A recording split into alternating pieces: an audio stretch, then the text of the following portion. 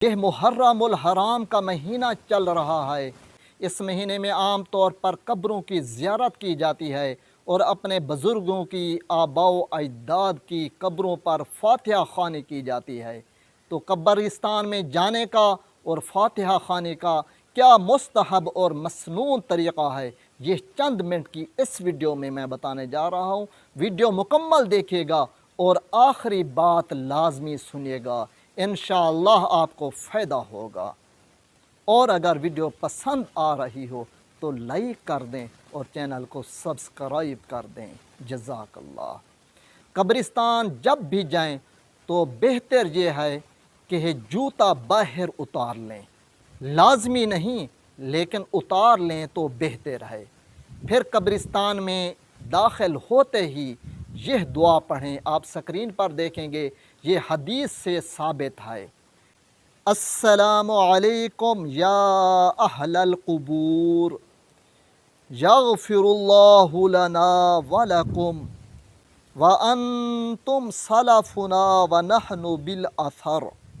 اور جس قبر پہ آپ نے حاضری دینی ہے اپنے کسی بڑے کی، بزرگ کی، تو بہتر یہ ہے کہ پاؤں کی طرف اس قبر پر پہنچیں اور اس قبر پر پہنچ کر پھر بھی یہی دعا پڑھیں، یعنی السلام علیکم یا اہل القبور، یغفر اللہ لنا ولکم وانتم سلفنا ونحن بالاثر۔ یہ جو بھی باتیں میں بتاتا ہوں حدیث اور مستند کتابوں کی روشنی میں بتاتا ہوں، اور نیچے میں کتابوں کا حوالہ بھی دیتا ہوں۔ تو جو کتابوں میں درج ہے طریقہ وہ یہ ہے کہ قبر کی طرف آپ منہ کریں گے اور قبلہ کی طرف پیٹھ کر لیں گے۔ پھر جتنا قرآن مجید آپ کو یاد ہے، خاص طور پر جن صورتوں کی فضیلت آئی ہے قبرستان میں پڑھنے کی، وہ یہ ہیں: سورۃ الفاتحہ، یہ قرآن مجید کی سب سے زیادہ فضیلت والی صورت ہے، اور سورۃ الاخلاص، یہ 3 بار پڑھیں۔ سورۃ یاسین، یہ بھی پڑھیں، اور سورۃ الملک عذاب قبر سے بچاتی ہے، یہ بھی پڑھیں۔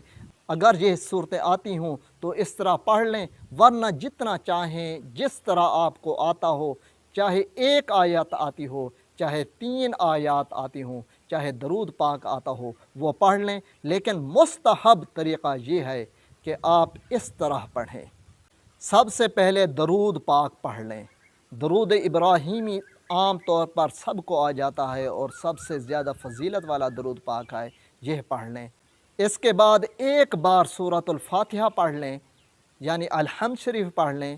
پھر 3 بار سورۃ الاخلاص یعنی قل هو اللہ، یہ پڑھ لیں۔ پھر آخر میں درود پاک پڑھ لیں۔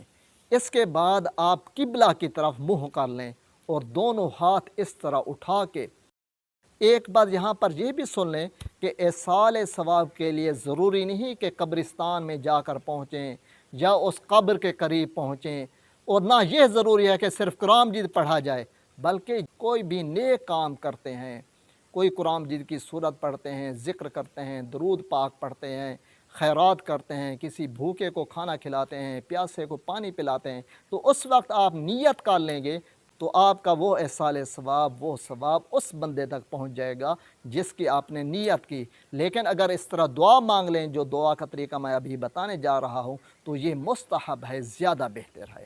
دعا کے وقت آپ نے قبلہ کی طرف رخ پھیر لینا ہے اور اس طرح دعا پڑھنی ہے۔ پہلے درود پاک پڑھنا ہے، اس کے بعد یہ دعا مانگنی ہے: یا اللہ، جو کلام میں نے پڑھا، جو ذکر اذکار قرآن مجید میں نے پڑھا، اس کا ثواب سب سے پہلے نبی کریم صلی اللہ علیہ وسلم کی ذات اقدس کو، پھر آپ صلی اللہ علیہ وسلم کے بعد تمام مسلمین مرحومین، صحابہ کرام، اولیاء کرام، خصوصی طور پر ہمارے اس مرحوم جس کی قبر پر آپ کھڑے ہیں اس کا نام لیں گے، اس کے لیے ایصال ثواب کے طور پر قبول فرما۔ اس کے بعد آپ مزید دعا مانگیں، جتنا چاہیں دعا مانگیں، اپنے لیے مانگیں، پوری امت مسلمہ کے لیے مانگیں، اور اپنے اس مرحوم کے لیے مانگیں۔ پھر دعا ختم کرتے وقت بھی درود پاک پڑھ لیں اور دعا ختم کر لیں۔ قبرستان میں چند چیزیں ممنوع ہیں، وہ یہ ہیں کہ قبرستان میں ہنسنا ممنوع ہے، زور سے چیخ کر باتیں کرنا ممنوع ہے، اور کھانا پینا بھی ممنوع ہے، اور قبر کے اوپر بیٹھنا یہ بھی جائز نہیں، اور قبر کی ٹیک لگا کر بیٹھنا بھی جائز نہیں۔ ضرورت ہو تو قبرستان میں بیٹھ سکتے ہیں، لیکن اس جگہ بیٹھیں جہاں پر قبر نہ ہو۔ اللہ تعالی ہم سب کو قبر کے امتحان میں کامیابی عطا فرمائے۔ ویڈیو پسند آئی ہو تو لائک کیجیے گا، احباب سے شیئر کیجیے گا، اور چینل کو سبسکرائب کر کے کامنٹ میں جزاک اللہ لکھیے گا۔